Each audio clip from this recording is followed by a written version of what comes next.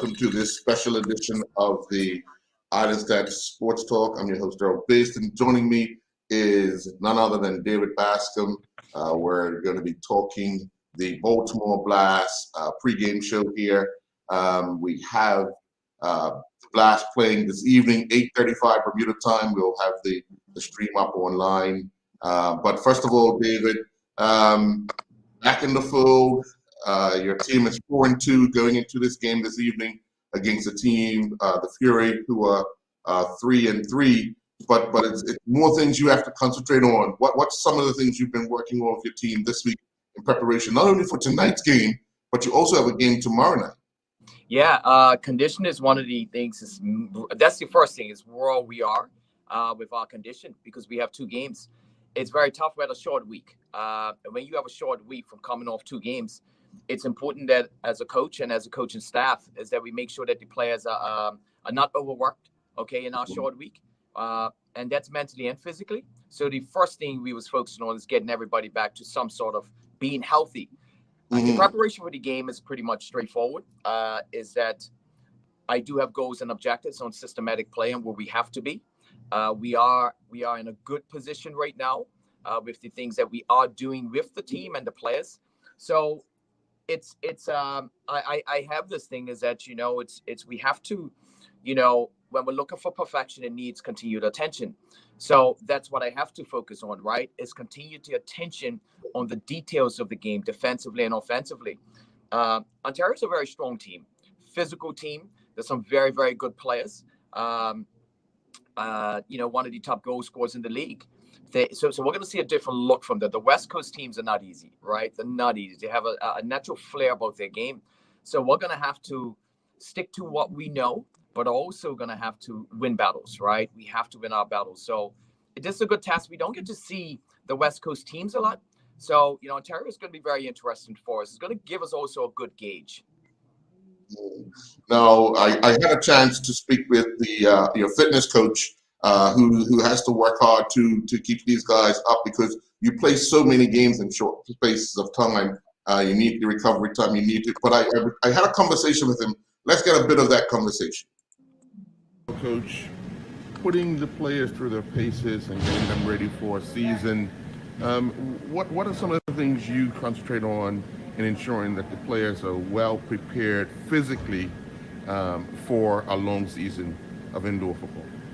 Well, the methodology has been changed along the century, and nowadays we apply systemic methodology where in just one session you can have all the aspects of the game to be trained. So in the past we used to separate the physical from the technical and technical from the tactical. Nowadays I integrate methods. So again, you're gonna have everything in just one session. So that development is gonna bring to the player more cognition. You're gonna give more knowledge, more intelligence, and you're gonna be able to handle the game much better than in the past. So the idea is, even on the physical side, on the strength side, we try to do everything through the small side game, because nowadays we know for sure that a 1v1, for example, is a strength. 2v2 continue to be strength, but if you're looking for the aerobic stuff, so you can do 4v4, 5v4. So, and we manage and monitoring the training intensity every day, so we know exactly what the play needs to be fit for the game.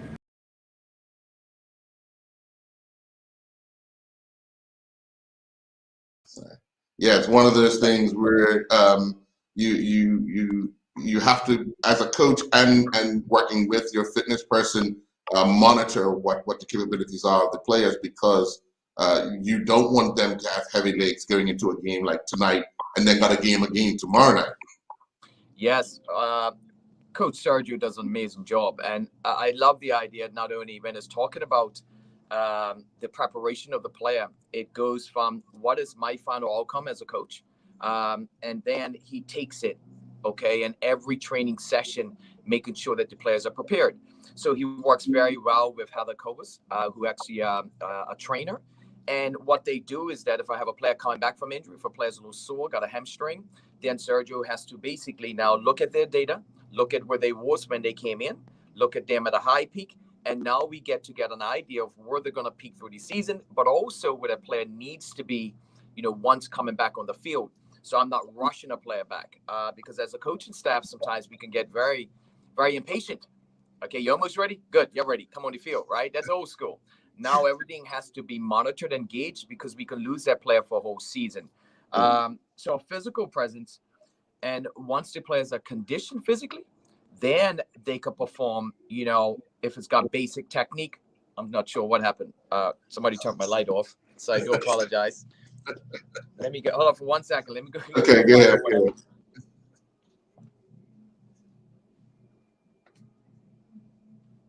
Yeah. Somebody's messing with me in the change. Yeah. Somebody from the other team coming to mess with me, so I do apologize.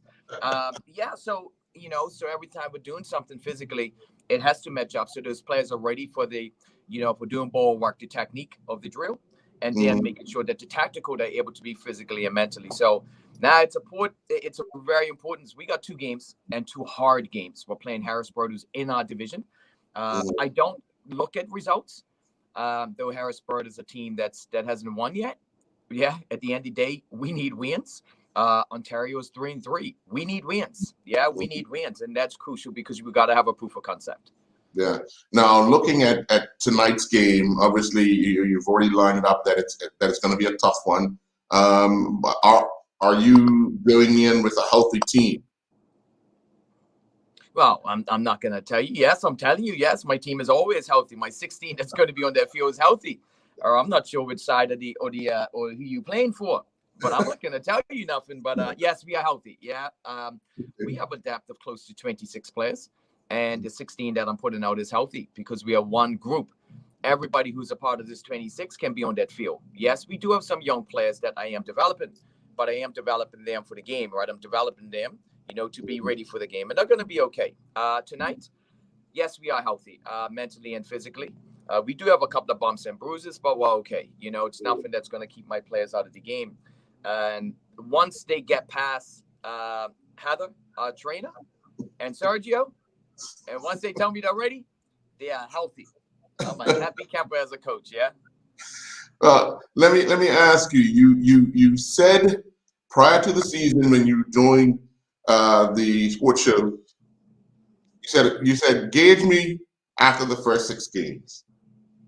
You're 4-2. You weren't worrying about results. You was worrying about improving the standard of play. You was worrying about so many of the other things that goes along with it.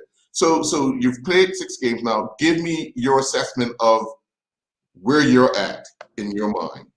Yeah, results are always good, right? Because it makes you feel good. It makes the players feel good because at the end of the day is that we have to win. But I gauged everything based on the players committing to and understanding what the new change is going to look like, and the added changes to what we've been doing all this time that's been making us successful, adding into the system, bringing in new system of play, the new performance training, the expectation, the accountability. Change is not easy, especially when we got some good veterans into the game, right? At ages now is that, wow, the only way they're going to change is if they trust. And that's what I was gauging it on, because those 6 games gave me probably close to about 6.5 weeks. And if I found it where they was really struggling to change, this means that I would have to go back to an old style model. This means that I would have to make some decisions as coach. I knew that it was time to make changes for the players' growth. So I've included a different environment, okay, and added to what we had. And I was more concerned about that because it affects them on the field. The gameplay, my voice, right? They had to get used to my voice. They had to get used to me shouting at them when they do things that they're not supposed to, but also getting on them and giving them that voice when things are going well. That's a part of their change. And as a coach, I had to be honest with myself. Can I handle this? Right? Can I handle this? I love this game, the passion of the game. But because I was making these changes, I had to be very careful of myself, because at the end of the day, I can make changes and nothing works. But I've seen a huge, a positive outcome with the players. We are moving as one team. We're moving as one family. And every player on this field, coaching staff, the staff inside the office, Ed Hill, boss, we move as one. And we have committed to that. So that's what I'm seeing, and that's what I'm excited about in our first 6 games. Now it's a new set of 6 games that started. I was That's just right. going to say that now. That's right. Your new Game set of one. 6 starts tonight. Yeah, game one. I have broken the season down to 24 games. You got four quarters. I look at it, right? And for me to move as a coach to the second quarter of the season, it has to be making sure is that we have actually developed from the first. So I have to go back and keep working on these phases. So I'm actually where I want the group to be. Yeah. Well, I mean, the good thing is that you have these back-to-back games. No real chance to dwell on a win or a loss or anything indifferent. It's getting right back to business tomorrow night. But then you got a chance to assess everything back in training there on Monday or Tuesday, whenever you guys can get back into the training. But it's important that they do the basic things that I've seen them work on. Get those things done right and early enough to get a comfortable lead. But no lead is actually comfortable in this league, isn't it? Yes, you know that, right? You can get down to 3 minutes, 5 goals can get scored, man. It happens that quick because it's a stop clock, right? Everything, and you are right. It says fundamentally being sound. Chemistry has to be there, and our mental state has to be spot on because you always want to go into your first. We focus on the first game. We focus on the first shift. Every player, then we focus on this quarter. So we really have to break the game up because this game, you can be leading a team or you can be down 5-0 or leading a team 5-0, right? And it's a whole different, this game is crazy. Now you can turn around and come back a quarter and you may be up 5, you tie the game 5, it's a really interesting games, and it does challenge the players, but it's really challenges the coaching staff. And that's why I have 2 awesome coaches on my team. Yeah. Well, I know you've got some work to do before tonight's kickoff. You're still working on those final lineups. I know you probably already have the lineup in your head or probably written down. But as I know you, that's why you're holding that mark in your hand. Yes, yeah. Change is coming. Yeah, I watched about, I tell you want the videotapes. I have to watch games. I have to be able to break down my own system. So I have to continue to watch the game. I have to continue to go over and over, break down every player. And it's important, right? Because this is what's good for the team as well, is that we're able to kind of go in. It has to be a continued learning environment. And I have to continue to challenge myself as a coach as well. All right. Well, good luck this evening. Good luck tomorrow. We'll be in touch. Yes, greatly appreciate it. Enjoy the rest of your day. All right.